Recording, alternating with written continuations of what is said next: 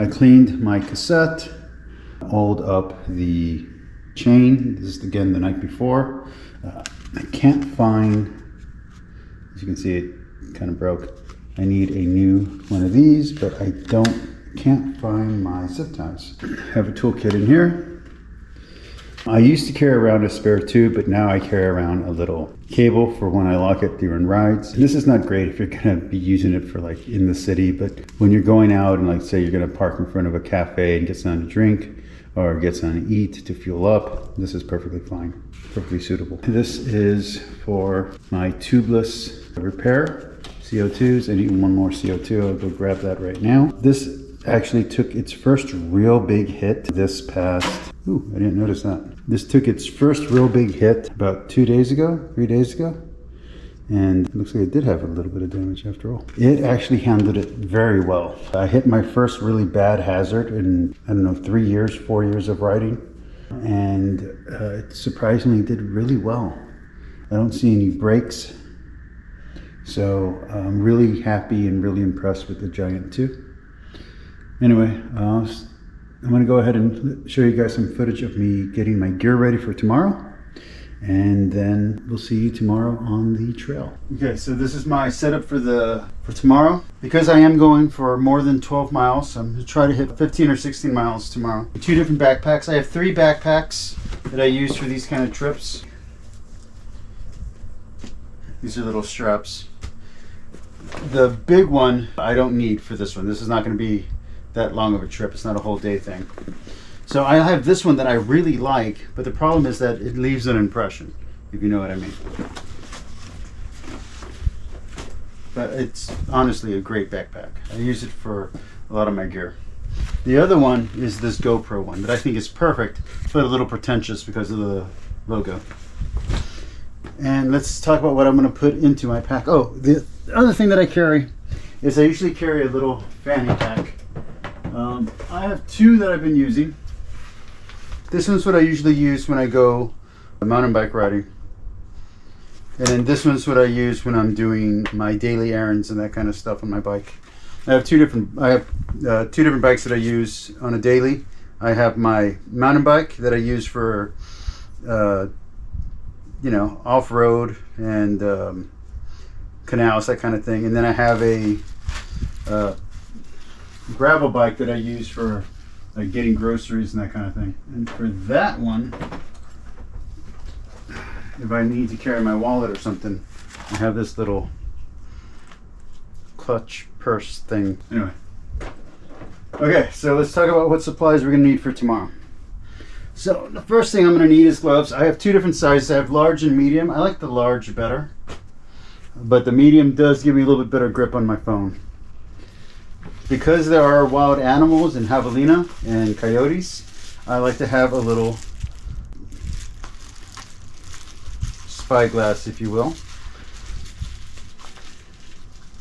And the reason for the binoculars is because they're necessary. But this is a gift from a friend of mine who also bike rides, Grace Lopez. She's awesome. I am going to be taking my watch. I have 2 of them. I have a tactical and I have a solar. I like the tactical better, especially for this kind of trips. And then I have my first aid kits and survival tins. Coleman is usually what I go with. So I have this one, this guy, this one. You don't need all of them. If you have more than one, just put one in each pack. It's fine. I got my little bike computer, a little Garmin. Swiss Army knife, which, I'll be honest with you, I don't use it that often. A snakeback kit, because I am in Deep South Texas. Tire patch kit. Even with tubeless, you never know. Music, of course. I love this guy. This guy right here. I think this one's the Crank Brother one, so I think Rock Brothers also have one. But yeah, this is great, man. This tool, I use it all the time.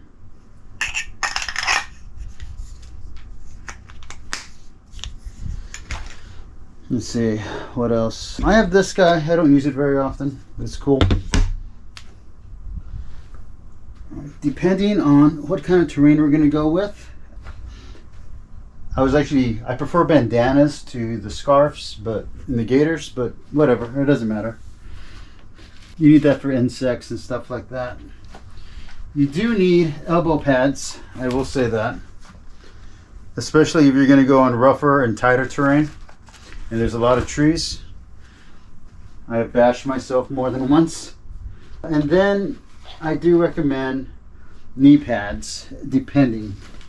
I don't use them as often as I use the elbow pads, but I do have them if I need them, if we're going to really do some rough riding. On that note, I have a helmet, of course. I don't use it when I do my daily on my gravel, but for the mountain bike stuff, when I'm doing a rougher trail, yeah. Little sweatbands. Then if you want to get a cool shot,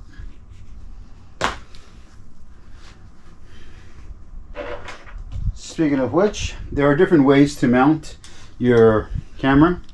You have this one for your thicker bars, this one for your thinner bars. Excuse the spider webs. You also have a chest plate if you want to do it that way instead, although I find that to be a little pretentious. And this is the coolest one, but I've never gotten a shot to work from it, which is to put it on your wrist. I think that's cool. I can never get it to work. Like I said, you are going to need CO2 because you will more than likely have some kind of flat or incident. So this right here, put it in there, works fine. This one also works pretty good. And you're going to need a tire lever.